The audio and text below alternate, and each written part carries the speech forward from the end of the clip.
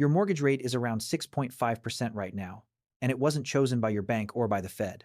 It came from a market most Americans have never looked at once in their lives, a $145 trillion machine that quietly prices your mortgage, your car loan, your job security, and your retirement account.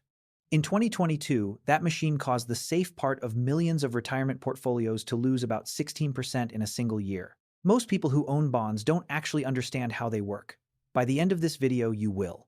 And you'll know exactly what every move in the bond market costs you in dollars. A bond is a loan. Someone needs money. A government, a company, a city, and instead of going to a bank, they borrow it from investors. You hand over a fixed amount called the principal. They promise two things in return: a fixed interest payment every year called the coupon, and your principal back on a specific date called the maturity. That is the entire instrument. A piece of paper that says, lend me money now, I'll pay you interest every year, and I'll give you the principal back on this date. Bonds are not complicated. What makes them powerful is the scale at which they operate. The United States government borrows more than anyone else on Earth. As of last month, the total national debt sits at $39.2 trillion. That number is so large it loses meaning, so consider this instead. The interest payment alone, not the debt itself, just the interest, is roughly $1.05 trillion a year. That works out to about $2.88 billion every single day.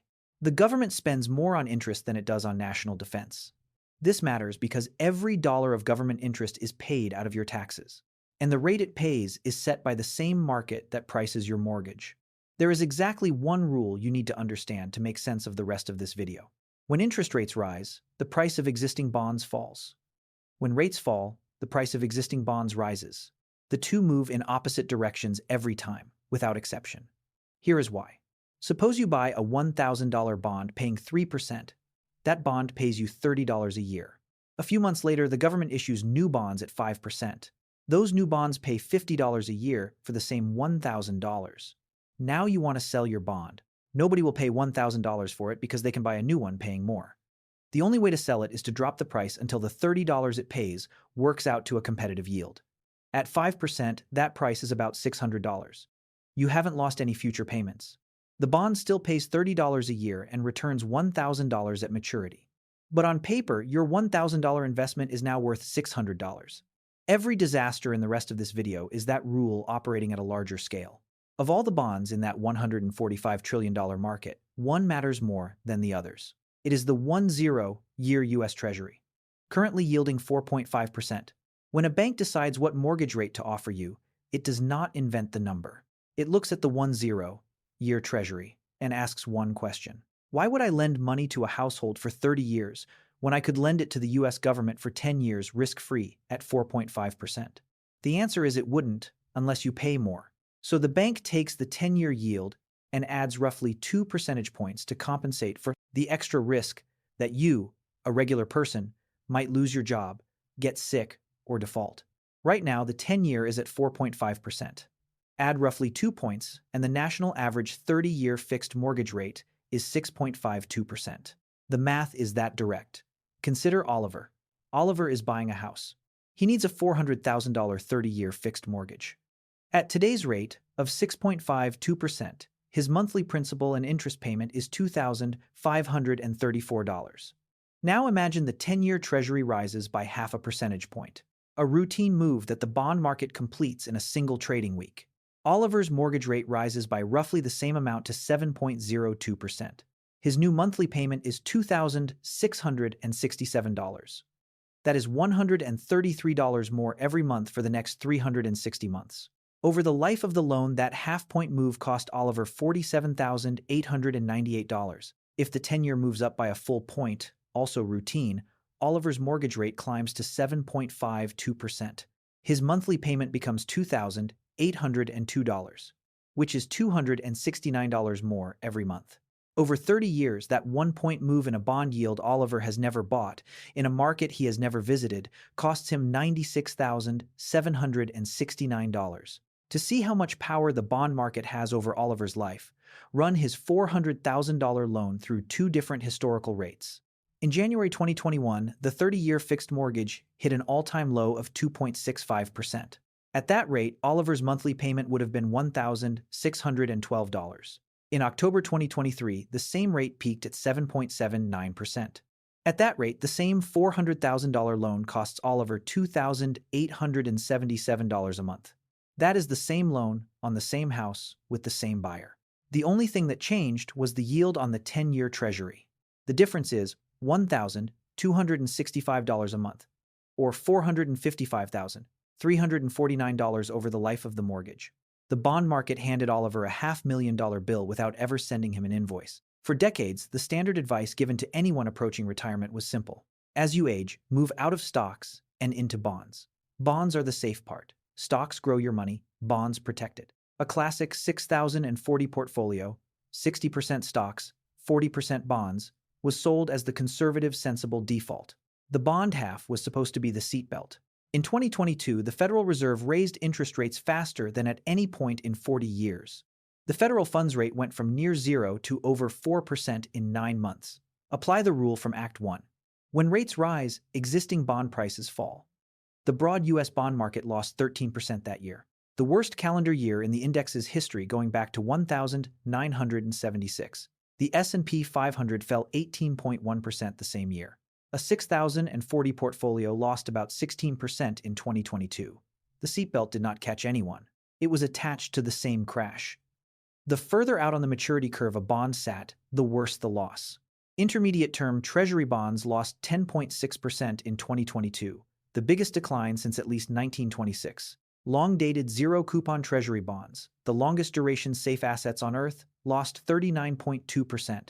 To put that in perspective, a Santa Clara University analysis of historical asset returns found that 2022 was the worst year for long-duration U.S. bonds going back to 1,754. Not 1,954, 1,754. The United States did not exist yet. There were 13 colonies. And the safe sleeve of America's retirement portfolios was having its worst year in 268 years. There is a single number that explains why some bond funds got hit so much harder than others. It is called duration, and it's printed on every bond fund's fact sheet where most investors never look at it. Duration is a rough estimate of how much a fund will lose for every 1 percentage point rise in interest rates. Consider a retiree, Mrs. Gable, with $500,000 in what she believes is a safe bond fund. If her fund has a duration of 6, typical for a broad bond index fund, a 1-point rise in rates costs her $30,000. If her fund has a duration of 17, typical for a long-dated Treasury fund, that same 1-point rise costs her $85,000. Same retiree, Mrs. Gable, same $500,000. Same rate move, $55,000 difference. Most people who own bond funds have no idea what their duration is. They were told bonds are safe and stopped reading. Duration is the difference between a small bruise and a broken leg. One detail bit millions of retirees in 2022. If you buy an individual bond and hold it to maturity, the price drops along the way mean nothing. You collect every coupon and you get your principal back at the end. You can ignore the rule from Act 1 entirely. A bond fund is different. A bond fund never matures. It is a basket of bonds that gets repriced every single day. When rates rise, the losses on that basket show up on your statement and they stay there. The 2022 losses we just discussed are real and they did not go away when the year ended. Government bonds are considered the safest borrower in the world because the US government can always print dollars to pay back debt. Companies cannot. Companies go bankrupt. So when a company issues a bond, investors demand a higher yield than they would accept from the government to compensate for that risk. The gap between safe government bonds and risky corporate bonds is called the high-yield spread. When that spread is narrow, investors are calm. When it widens, the bond market is saying it expects trouble. Defaults, layoffs, missed payments. The high-yield spread is one of the cleanest signals of corporate stress available to the public. And it moves before most economic data does. The same relationship works in reverse when fear spikes. When investors think a recession is coming, or when a financial shock hits, a war, a banking crisis, a credit downgrade, they sell stocks and corporate bonds and rush into U.S. Treasuries. The move is called a flight to quality. It pushes Treasury prices up and Treasury yields down, sometimes within hours. This is also why in most periods, stocks and bonds move in opposite directions. When stocks sell off, money flows into bonds, which pushes bond prices up and softens the blow on the overall portfolio. That balance is what made the 6,040 portfolio work for half a century. The reason 2022 was so destructive, the reason the safe sleeve failed, was that the cause of the sell-off was rising interest rates. And rising rates are poison to both stocks and bonds at the same time. The hedge broke because the thing being hedged had become the thing causing the damage.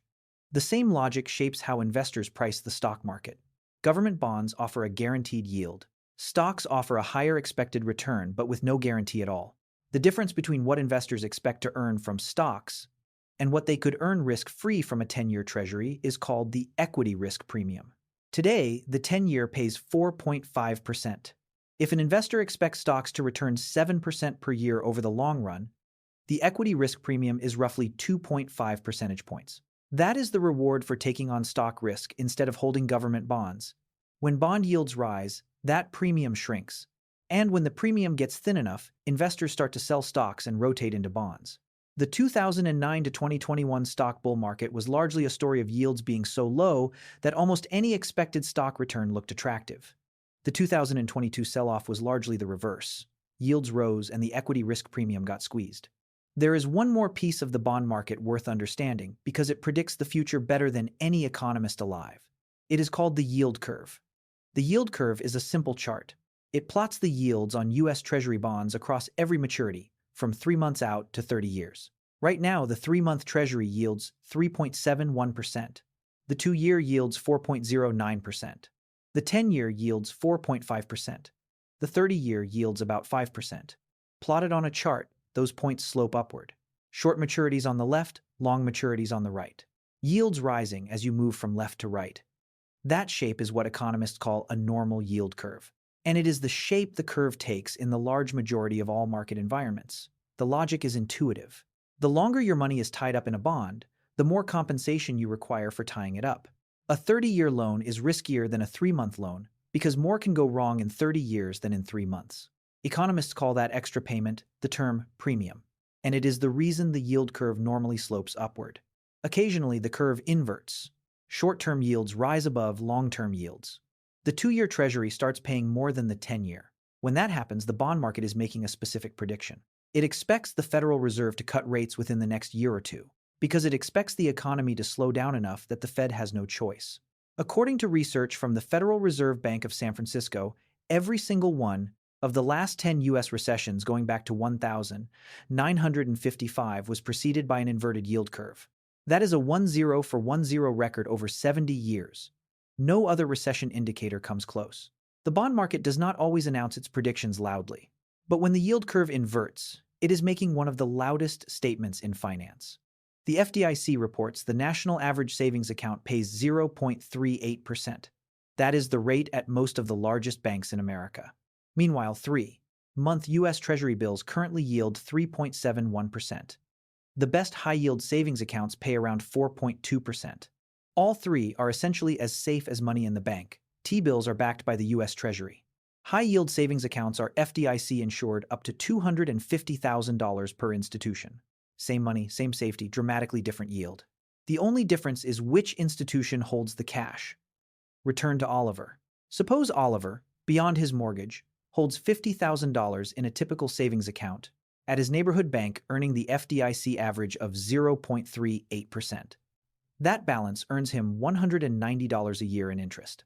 If the same $50,000 sat in 3-month T-bills at 3.71%, it would earn $1,855 a year. The Treasury option earns 9.8 times what the savings account does on identical principal. Over 5 years, leaving the money at the bank costs Oliver $8,325 in interest.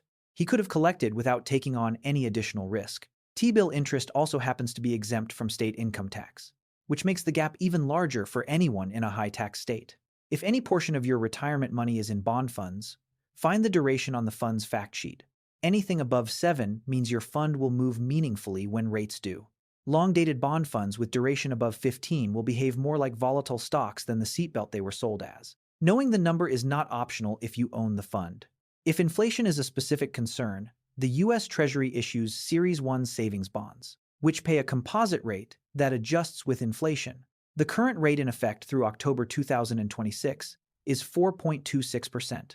There are purchase limits, $10,000 per person per year through Treasury Direct. But for cash that needs to keep up with the cost of living, I-bonds are the most direct inflation hedge available to a regular saver. The 10-year Treasury yield takes 5 seconds to look up. When it climbs, mortgages, car loans, and corporate borrowing climb with it. When it falls sharply, the bond market is usually bracing for a slowdown. It is the closest thing the economy has to a check engine light. And now you know what it means. The bond market is not a thing rich people do. It is the invisible machinery that prices your mortgage, your savings, your retirement, and the job market. Every dollar in your financial life is touched by it. The people who understand how it works are not smarter than you. They just stopped pretending it was boring. If you want to run these numbers on your own mortgage, your own savings, and your own bond exposure, I built a tool that does it. It takes the current 10-year Treasury yield and shows you in dollars what every move in the bond market costs or saves you. It is part of Dr. Sterling's calculator vault, alongside every other tool we have built for the channel. Becoming a member gets you the whole vault and a community of people who are actually doing the math. If that sounds useful, the link is in the description. Hit like if this connected dots for you, subscribe if you want to do the math on the next one, and I will see you in the next video.